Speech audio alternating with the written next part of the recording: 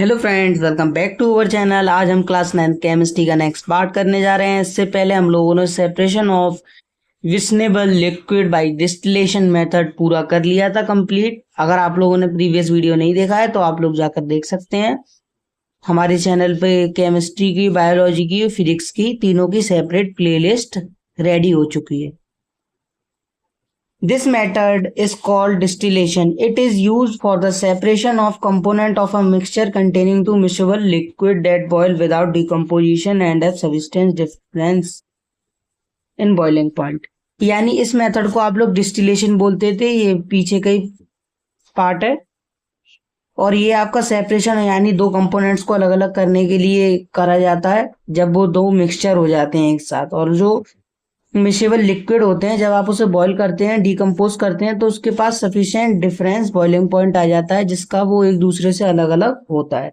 बात करी जाए, आगे चलते हैं। To separate a mixture of two or more miscible liquid for which the difference in boiling point is less than 25 kelvin. जब हम लोग किसी भी सेपरेट मिक्सचर्स को अलग करते हैं तो आप उसमें क्या कॉमन देखते हैं कि उसमें एक या दो और उससे भी ज्यादा, दो या दो से भी ज्यादा उसमें मिसेबल लिक्विड मिले हुए होते हैं, पर इनका जो बॉइलिंग पॉइंट है वो हमेशा 25 केल्विन से कम ही रहता है। 25 केल्विन कभी नहीं हो सकता, ना उससे एबव जा सकता है। आगे बात करी जाए, fractional distillation process is used for example for the separation of different gases from air different fractions. इसमें एक एग्जांपल दिया गया है। अगर हम लोग fractional boiling point, fractional distillation process की बात करें तो उसके कुछ एग्जांपल्स हैं। जब हम लोग सेपरेशन करते हैं गैस का एयर में से, तो हमारे पास डिफरेंट फ्रैक्शंस होते हैं, जैसे कि हमारा पेट्रोलियम प्रोडक्ट्स एक्सेट्रा। ये कुछ एग्जांपल हैं, आप समझने की कोशिश करते हैं। ऐसे भी एक एग्जांपल से, the apparatus is similar to that for simple distillation. यानी इसमें आपका जो एपरेटस होता है वो काफी हद तक एक दूसरे से मिलता है और जो आपके डिस्टिलेशन प्रोसेस होता है वो काफी ज्यादा आसान कर देता है, क्योंकि अगर एक जैसी सिमिलर चीजें होंगी तो उनका डिस्टिलेशन करने में काफी ज्यादा आसानी रहती है आप लोगों को। Except that a fractionating column is fitted in between the distillation flask and the condenser. यानी आपको उसके पास एक फ्रैक्शनेटिंग कॉलम होता है जो आपकी डिस्टिलेशन और फ्लास्क के बीच में फिट होता है और कंडेंसर भी लगा होता है इसमें। A simple fractionating column in a test tube packed with a glass beads. The beads provide surface for the vapors to cool condense repeatedly as shown in figure 2.10. यानी इसमें ये बताया जा रहा है, जब आपके पास सिंपल फ्रैक्शनेटिंग कॉलम होता है तो आपका जो ट्यूब होता है उसमें ग्लास बीड्स की कुछ डिजाइन होती है, वो कवर्ड होता है उससे, तो जो उसकी जो बीड्स होती हैं वो उसे सरफेस देती हैं ऐसा कुछ, जिससे उनके वेपर्स होते हैं वो काफी ज्यादा कूल हो जाते हैं, कंडेंसेंस होते रहते हैं। बार बार यही प्रोसेस कंटिन्यूअसली रिपीट होता ही रहता है। बात करते हैं इसके डायग्राम से, तो साफ सीधी बात है। यहाँ पर एक हम लोगों ने स्टैंड ले लिया है, स्टैंड में हमारी क्लैंप लगा देंगे हम लोग। फिर उसके बाद हम लोग यहाँ पे क्या रखेंगे, एक फ्रैक्शनेटिंग कॉलम। जैसा कि आप लोगों को दिख रहा होगा, ये हमारा फ्रैक्शनेटिंग कॉलम हो गया। इसमें आपका कॉर्क लगा है कुछ ढक्कन टाइप का, और ये आपका थर्मामीटर है। अब बात करते हैं, जो आपके ये गोल गोल आपको स्ट्रक्चर दिख रहा है, ये इसके अंदर फिल्ड होता है। अब बात करते हैं इससे, फिर हम लोगों ने एक डिस्टिलेशन फ्लास्क नीचे लगा दिया, कनेक्ट कर दिया, इसे कॉर्क लगा के बंद कर दिया। अब हमारा नीचे से हीट हो रहा है, जब हीट हो रहा है जब हमारा सब्सटेंस, तो हमारा जो मिक्सचर है वो धीरे धीरे क्या करना शुरू कर देगा, यहाँ से डिस्टिल होने लगेगा। जो हमारे वाटर आउटलेट थे वो बाहर जाने लगेंगे, जो हमारा वाटर कंडेंशन था वो वर्किंग में आ जाएगा। फिर उसके बाद जो हमारा कोल्ड वाटर हमने इससे अंदर डाला था, तो वो जो बाद में हमारे पास प्योर लिक्विड कंपोनेंट के फॉर्म में आ जाएगा। तो यही हमारा पूरा डायग्राम है जिसमें आपको काफी अच्छे से एक्सप्लेन करा गया है एनसीईआरटी में फ्रैक्शनेशनल डिस्टिलेशन के बाद। अब बात करी जाए, how can we obtain different gases from air. यानी हम गैसेस अलग अलग एयर से कैसे निकाल सकते हैं या अलग कर सकते हैं। Air is a homogeneous mixture and can be separated into two components by fractional distillation. ये तो आप लोगों को पता ही होगा, मैंने प्रीवियस चैप्टर में पढ़ाया था। होमोजीनियस मिक्सचर वो होता है a substance which completely dissolve in solute which completely dissolve in the solution is called homogeneous mixture. आप साफ सीधी हिंदी में आप लोग समझने की कोशिश करिएगा, जो भी चीज घुलनशील होती है उसे हम लोग होमोजीनस बोलते हैं, जो भी चीज अघुलनशील होती है उसे हम लोग हेट्रोजीनस बोलते हैं। यानी सैंड और वाटर हेट्रोजीनस का एग्जाम्पल हो गया, और लेमनेड या शुगर वाटर या आपकी गर्मियों में शिकंजी, ये सब उसमें ही इंक्लूड हो जाता है। The flow diagram shows the steps in the process, यानी नीचे एक फ्लो डायग्राम है, इसमें आपके कुछ प्रोसेस हैं जिससे आपको समझने में आसानी रहेगी। अब बात करते हैं, सबसे पहले आपके पास एयर थी, तो आप उसे क्या करेंगे, compressed and cool by increasing pressure and decreasing temperature. यानी आप उसका जो कूल था उसे इंक्रीज करेंगे कंप्रेस करने के बाद, जिससे कि आपका प्रेशर एकदम से बढ़ जाएगा और आपका जो टेम्परेचर है वो गिर जाएगा। अब बात करते हैं लिक्विड एयर के बारे में। Allow to warm up slow in fraction distillation column, यानी ये धीरे धीरे गर्म होता है, फिर उसके बाद ये फ्रैक्शनल डिस्टिलेशन कॉलम में ट्रांसफर हो जाती है। अब आगे बात करते हैं, gases get separated at different Heights, यानी जो सारी गैसेस होती हैं उनके डिफरेंट डिफरेंट बॉइलिंग पॉइंट्स पे वो सेपरेट होती है। बात करी जाए, ऑक्सीजन का बॉइलिंग पॉइंट कितने डिग्री सेल्सियस है, 183, आर्गन का 186, नाइट्रोजन का 196। अब बात करी जाए परसेंटेज एयर बाई वॉल्यूम, 20.9 हमारा ऑक्सीजन का परसेंटेज बाई एयर वॉल्यूम है, और आर्गन का है परसेंटेज बाई एयर वॉल्यूम 0.9, और नाइट्रोजन का है 78.1। आपको ये याद रखने हैं, ये डाटा पूछा नहीं जाता है, फिर भी for your knowledge you learn them.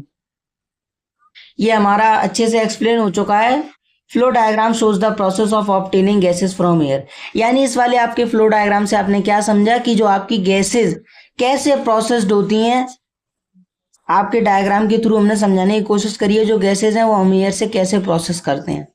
अब बात करी जाए इसके आगे टॉपिक की, if we want oxygen gas from air, यानी अगर आप लोगों को ऑक्सीजन गैस चाहिए आपके एटमॉस्फेरिक एयर में से जो आपके सराउंडिंग में है, तो आप लोग क्या करेंगे, we have to separate out all the other gases present in the air, यानी सबसे पहले आपको जो अदर अनयूजलेस गैस हैं वो आपको उससे अलग करनी पड़ेंगी।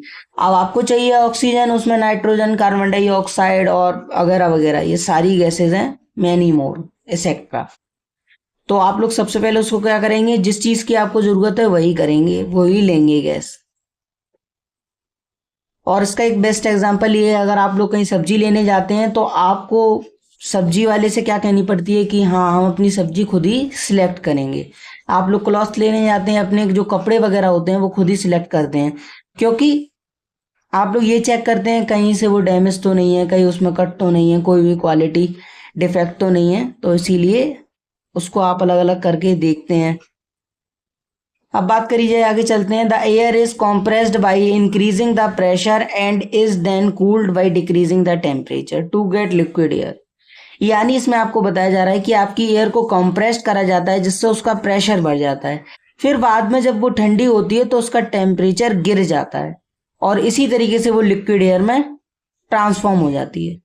This liquid air is allowed to warm up slowly in a fractional distillation column where gases get separated at different heights depending upon their boiling point. ये सिंपली वही बात हो गई कि जो आपकी लिक्विड एयर वो अलाउड करती है, आपके धीरे धीरे गर्म होने लगती है, फिर उसके बाद वो फ्रैक्शनल डिस्टिलेशन कॉलम में चली जाती है, उसके बाद जो आपकी गैसेज हैं वो सेपरेट हो जाती हैं उनके अलग अलग बॉइलिंग पॉइंट के हिसाब से। अब इसका एक एग्जाम्पल है, काफी ज्यादा इंपॉर्टेंट है, इसे ध्यान से समझने की कोशिश करिएगा।